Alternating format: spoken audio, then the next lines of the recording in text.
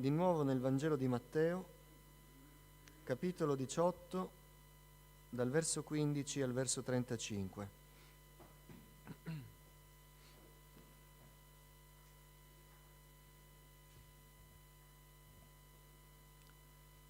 Matteo, capitolo 18, dal verso 15 al verso 35.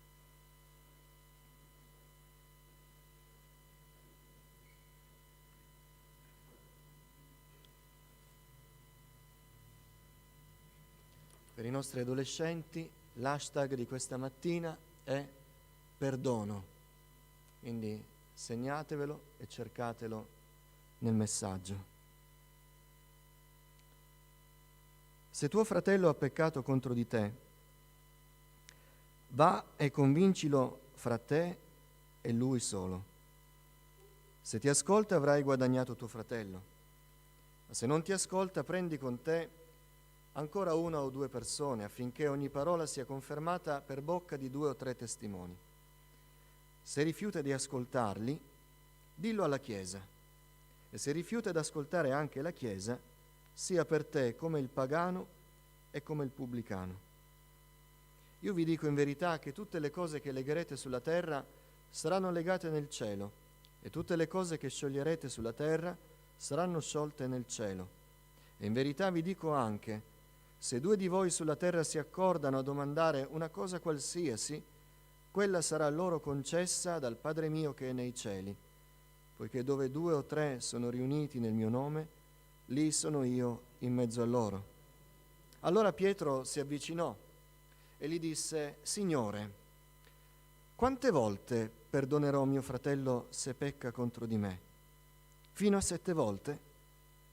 E Gesù a lui: non ti dico fino a 7 volte, ma fino a 70 volte 7. Perciò il regno dei cieli è simile a un re che volle fare i conti con i suoi servi. Avendo cominciato a fare i conti, gli fu presentato uno che era debitore di 10.000 talenti. E poiché quello non aveva i mezzi per pagare, il suo signore comandò che fosse venduto lui con la moglie e i figli e tutto quanto aveva, e che il debito fosse pagato. Perciò il servo, gettatosi a terra, gli si prostrò davanti, dicendo: abbi pazienza con me, e ti pagherò tutto. Il signore di quel servo, mosso a compassione, lo lasciò andare e gli condonò il debito. Ma quel servo, uscito, trovò uno dei suoi conservi che gli doveva 100 denari. E afferratolo lo strangolava, dicendo: paga quello che devi. Perciò il conservo, gettatosi a terra, lo pregava, dicendo: abbi pazienza con me, ti pagherò. Ma l'altro non volle, anzi andò e lo fece imprigionare finché avesse pagato il debito. I suoi conservi, veduto il fatto, ne furono molto rattristati e andarono a riferire al loro signore tutto l'accaduto. Allora il suo signore lo chiamò a sé e gli disse: servo malvagio, io ti ho condonato tutto quel debito perché tu me ne supplicasti. Non dovevi anche tu aver pietà del tuo conservo come io ho avuto pietà di te? E il suo signore, adirato, lo diede in mano degli aguzzini fino a quando non avesse pagato tutto quello che gli doveva. Così vi farà anche il Padre mio celeste, se ognuno di voi non perdona di cuore al proprio fratello. Signore, aiutaci non a comprendere una parola che è così chiara, ma a riceverla nel nostro cuore, farla nostra, Signore, permettere a questa parola che produca dei frutti reali. Signore, questo è possibile se il tuo Spirito vivifica la tua parola. Per questo ti chiedo di riempirmi di potenza di Spirito Santo, per poter annunciare la tua parola, Signore. Signore, apri la mia mente, purifica le mie labbra e guidale nel tuo volere, perché ci sia l'effetto che tu hai stabilito per la tua Chiesa. Te lo chiedo nel nome di Gesù. Amen. Accomodatevi.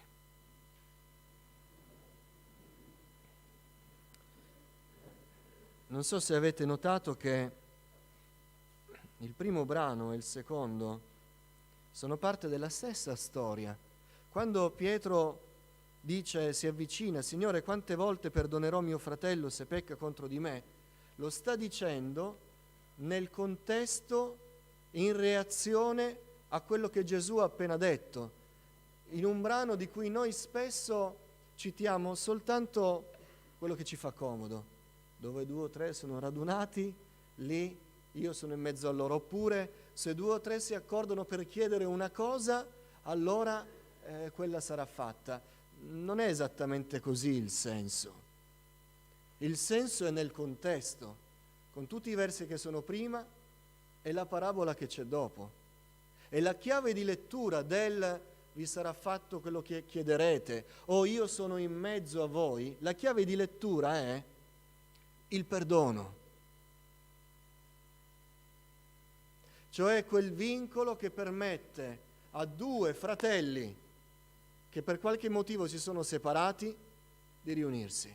Gesù dice, se tuo fratello ha peccato, va da lui, convincilo, non ti vuole ascoltare, prendine altri 2, perché magari non accetta te, ce l'ha con te, ma ascolterà altri che non sono coinvolti. Se non vuole ascoltare, chiama la Chiesa, che provi anche la Chiesa nella figura degli anziani. Chiaro, non si può andare in 150, nella figura dei responsabili, perché una voce esterna possa convincere, dire riconciliati, ricostruisci quel ponte che si è rotto. Se lo accetta, l'avrai guadagnato. Se non lo accetta, è responsabile della sua azione, sia per te come il pubblicano, ma non perché lo condanni tu, perché sei legato lui. Ma non ha a che fare con la salvezza, non ha a che fare con la croce, ha a che fare col mio rapporto con voi e il vostro con me. Non ha a che fare con quello che Gesù ha fatto con noi. E Gesù dice, se 2 o 3 sulla terra si accordano, ci vuole accordo, non disaccordo.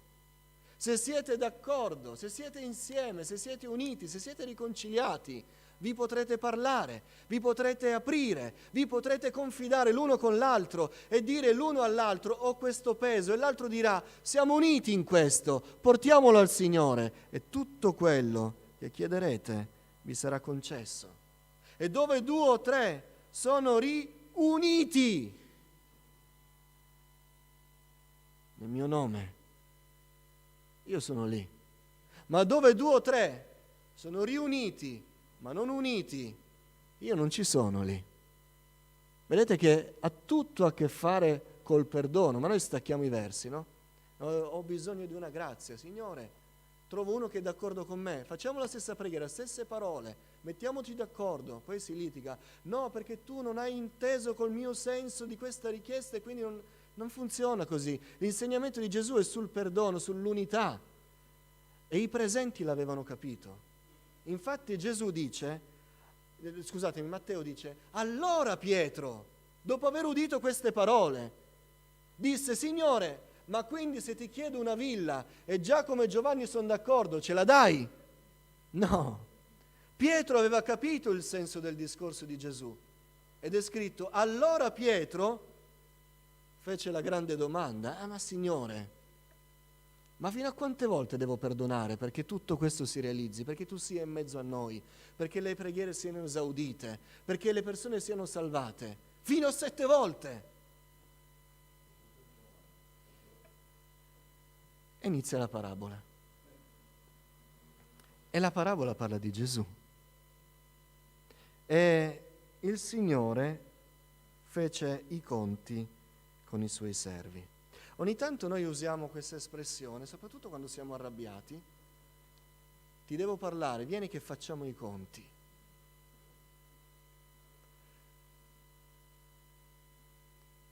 Non è tanto spaventoso quando un uomo vuole fare i conti con un altro, ma se viene il Signore e apre il cielo, ci fa vedere la gloria del suo trono e vediamo la sua mano che fa così e dice: vieni che facciamo i conti. Beh, io i conti col Signore non li voglio fare,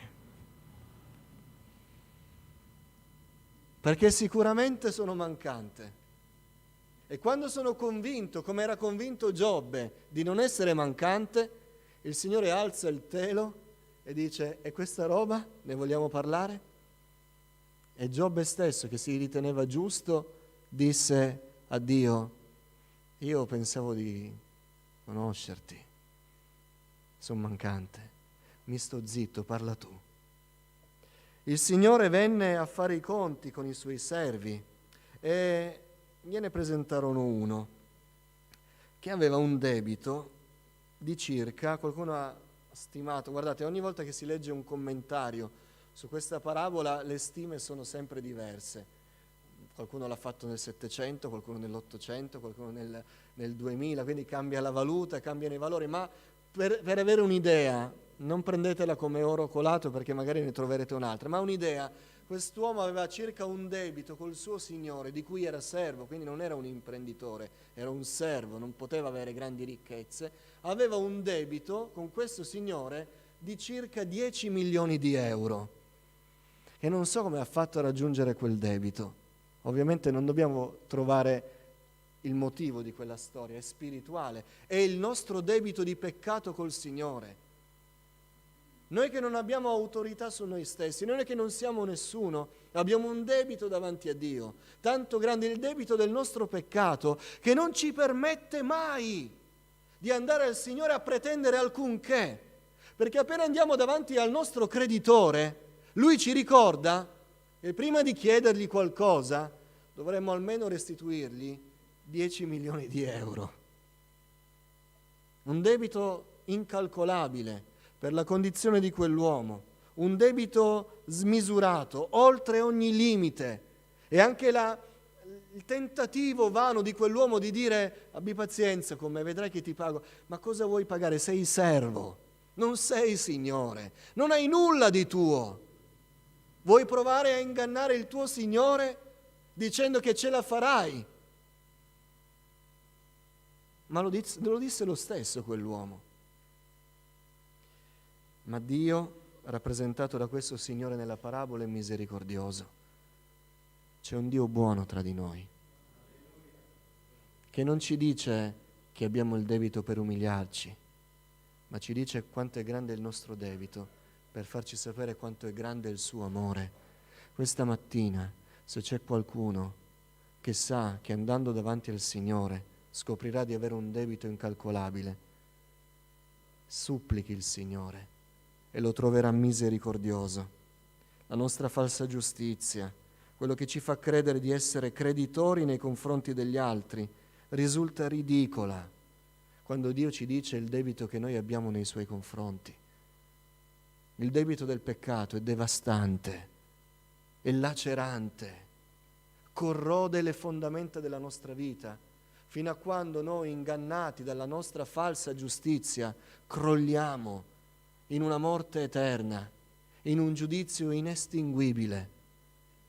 Ma Dio, che è misericordioso, mentre noi eravamo figli d'ira, Suoi nemici, ribelli, insensibili, lontani da Lui, egoisti, incoerenti, amanti del piacere anziché della pietà, scorretti in ogni maniera, arroganti e presuntuosi, ha avuto pietà di noi e ha detto: non ce la farai mai a saldare il debito, è estinto.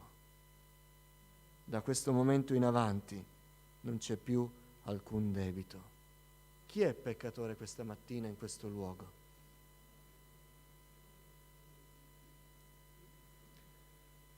Dio vuole saldare il nostro debito e lo fa perché ci ama. Non prova neanche a dire: vediamo se sei buono, non ti chiedo di saldarlo tutto, fammi vedere un gesto di buona volontà, perché sa che possiamo pure prometterlo il gesto di buona volontà, ma poi verremo meno. E allora il Signore dice: poiché questo debito tu non lo puoi pagare e io ti amo, io cancello il tuo peccato. Attenzione, Dio è il più grande degli economisti. Ogni tanto qualcuno dice, soprattutto in Italia, voi sapete che abbiamo un debito pubblico che vuol dire che i nostri figli pagheranno le tasse dei nostri errori. E qualcuno ogni tanto dice, ma azzeriamo tutto e ripartiamo tutti da zero. Avere un debito vuol dire che qualcuno ha messo dei soldi per noi non lo conosciamo. E quindi la persona che si è privata dei suoi soldi per pagare il nostro debito non sarà così d'accordo da dire azzeriamo tutto, perché per noi che dobbiamo dare ci va bene, ma per quello che deve avere dice non mi sta bene, l'accordo non era quello. Dio è il più grande degli economisti. Dio non azzera il debito, perché sa che azzerare il debito lascerà scontenta la parte che aspetta il credito. Nell'economia di Dio quel debito è pagato da Gesù. Non è dimenticato, non è azzerato lasciando qualcuno con un pugno di mosche. La giustizia di Dio è stata soddisfatta perché il prezzo incalcolabile che noi non potevamo pagare, qualcuno l'ha pagato ed è Gesù. E questa mattina noi possiamo andare a Dio non da profittatori che fanno i ruffiani davanti a Dio dicendo chiudi un occhio e fa finta che non c'è niente. Caro giovane, adolescente, marito inconvertito, moglie inconvertita, persona che resiste ancora alla grazia di Dio, questa mattina puoi andare al trono di grazia e dire io ho un debito, non lo posso pagare, ma ecco qui uno che paga per me ed è Gesù. E tu uscirai dalla stanza del creditore col cuore leggero, libero, perdonato, e ti verrà anche di saltare e cantare, perché il tuo debito è stato azzerato. Alleluia! Questo ha fatto il Signore con noi. E il nostro debito non era di 10 milioni di euro, era superiore, perché poi il calcolo che fanno dei 10 milioni di euro col valore di spesa di quei tempi era superiore, era chissà quanti e quanti milioni. Noi siamo stati perdonati da Gesù. Amen. Riesci a sentire il tuo cuore libero, leggero? Riesci a vedere il debito saldato? Riesci a sentire l'amore di Dio che non imputerà più nulla al tuo debito perché è stato soddisfatto? Questo significa avere la gioia della salvezza. Camminare per le strade di questo mondo in mezzo a un'umanità infelice, sapendo che presso il cielo noi non abbiamo più debiti. Alleluia. E questo trasforma la nostra vita. Ma quel servo uscì e vide un suo conservo che aveva un debito con lui che nel confronto era tra i 100 e i 200 euro. E gli mise le mani al collo e iniziò a strangolarlo, dicendo paga quello che devi. E quello gli disse dammi un po' di tempo e pagherò. E ci possiamo credere che in poco tempo, in molto tempo, ma 100-200 euro a 10 euro la volta li metti da parte e ce la fai. Quindi era credibile quella supplica, ma lui non volle e lo mise in prigione.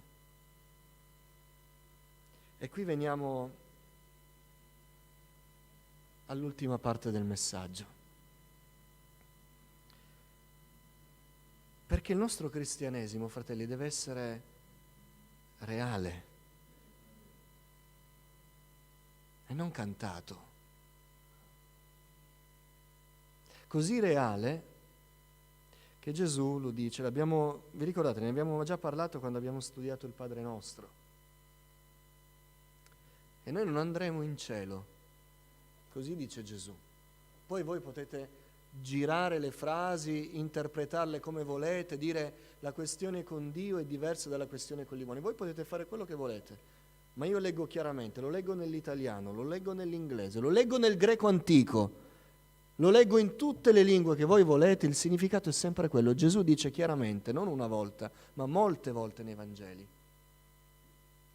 che il cielo è chiuso per noi se noi non perdoniamo. Gesù non dice mai, prima sii perdonato e poi perdona, ma dice, voi perdonate e allora il Padre mio perdonerà, nel senso che vi darà ampio ingresso nel regno dei cieli. Ed è questo che voglio dire a ciascuno di voi e io prima di voi, davanti a voi, con un buon margine davanti a voi perché io ho bisogno più di voi.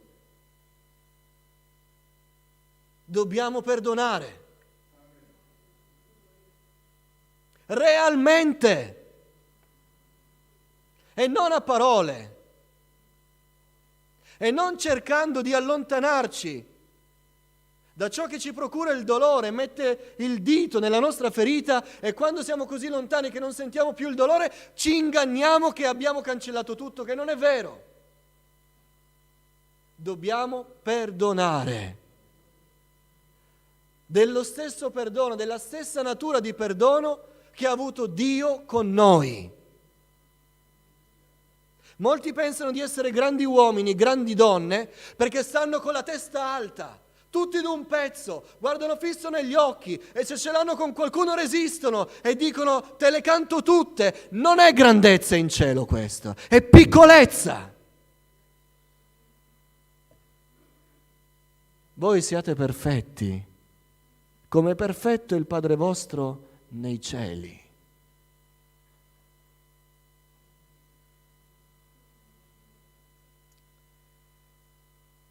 E l'orgoglio è duro, perché è l'orgoglio che non fa perdonare. Ma l'orgoglio non fa entrare in cielo, mi sembra.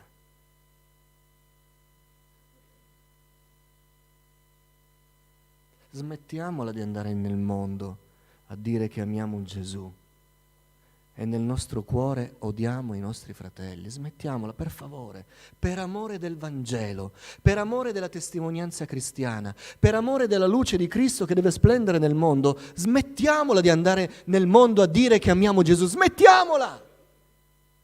Perché facciamo più danno che altro. A noi è stato cancellato un debito incalcolabile. E poi ci prendiamo la briga di criticare, perché anche la critica denota che c'è qualcosa che abbiamo con qualcuno. Maldicenza. Oppure tornare sempre sulle stesse cose. Se c'è qualcosa che fa ancora male di quello che io ho fatto nei vostri confronti, o ho detto nei vostri confronti, se voi la ricordate e vi fa ancora male, vuol dire che non mi avete perdonato.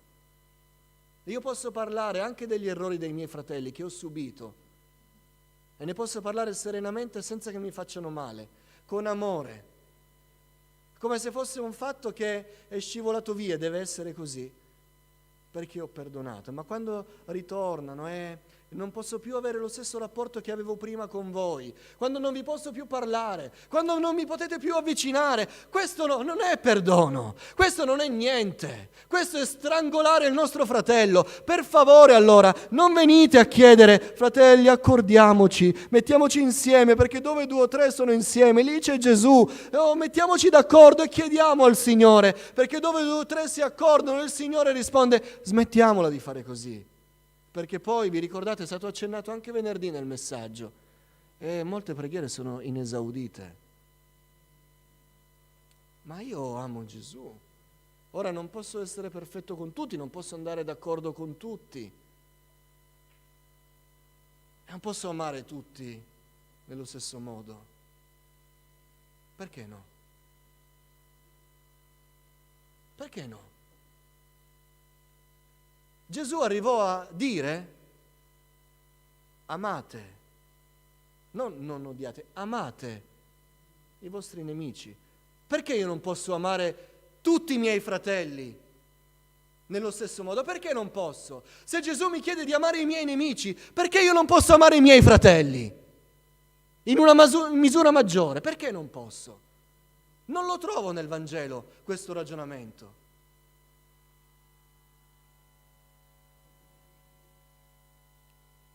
E quelli che continuamente, anche a distanza di anni, alcuni vengono a raccontarmi di relazioni con persone che non ci sono più neanche qui adesso e che io forse non ho neanche mai conosciuto. Ma lui era così, ha fatto così, sai, i problemi, le cose che sono state fatte, i danni. Basta! Perché quel Signore che condonò i 10.000 talenti, ogni volta che quel suo servo andò da lui per riportare il lavoro del servizio che svolgeva, mai avrebbe più detto: però 10 anni fa ti ricordi, lì hai sbagliato. Ora ho aspettato a dirtelo perché le cose erano ancora calde, ma adesso che sei acquietato, lì hai sbagliato, dovevi fare così, allora non avrebbe più fatto così quel Signore, gli aveva cancellato il debito.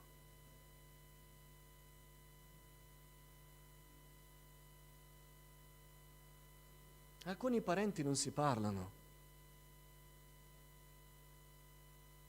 non si ritrovano a casa, non rispondono al telefono.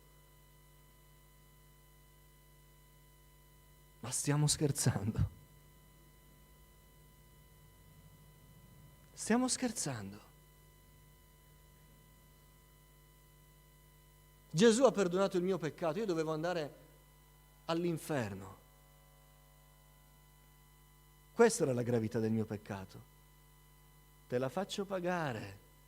Agli arresti domiciliari. 10 anni di prigione.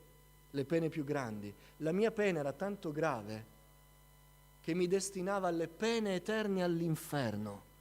Tanto era grave il mio debito. E Dio l'ha cancellato. Ora un mio fratello ha fatto qualcosa e io non ne voglio più sapere. Ma il Signore dice: facciamo così. Chiudiamo tutto, tu non hai capito niente, statene nella tua separazione. Perché mi sembra che nella Bibbia separazione voglia dire morte.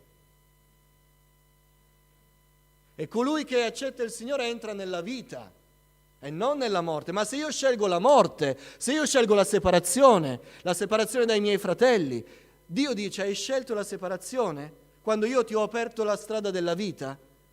Poiché separazione è morte, rimani nella morte. Io ho fatto tutto ciò che era necessario per la tua vita. Non hai capito niente. Così farà il Padre mio celeste.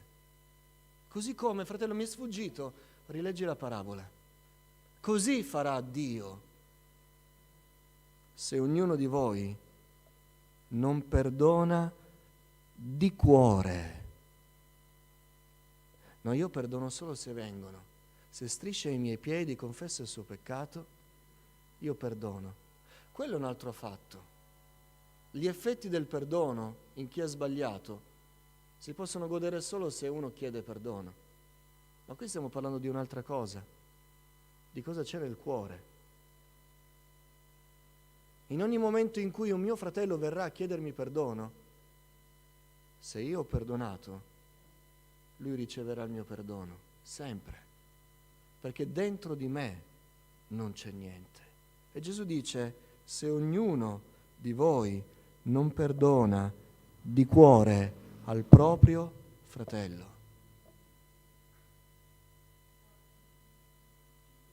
Bisogna fare solo un ragionamento, questa è logica umana. Vuoi imparare a perdonare? Pensa a quello che ti è stato perdonato. Davanti alla vastità del perdono che tu hai ricevuto, quello che tu devi fare per gli altri dirà: ma questo è niente. Ma non ci vuole niente a perdonare questo. Sapessi cosa hanno perdonato a me. Vieni, t'abbraccio, figuriamoci. Fratello Greenaway raccontava E un giorno si trovava nell'aereo, stava andando da una nazione all'altra e ci fu una perturbazione, ma di quelle brutte. E allora ci furono le istruzioni: allacciatevi le cinture perché mi sa che qui non ne esce nessuno vivo. E atterrò l'aereo. E lui racconta che quando aprirono il portellone dell'aereo, lui mise i piedi per terra, amava tutti, perché aveva visto la morte negli occhi. E tutto quello che aveva, le pendenze con gli altri, al confronto della sua pendenza con l'eternità, gli sembrava niente, amava tutti. Non è difficile perdonare, se paragoniamo quello che è stato perdonato a noi. Questo è l'insegnamento di Gesù. Ci alziamo in piedi e ringraziamo il Signore.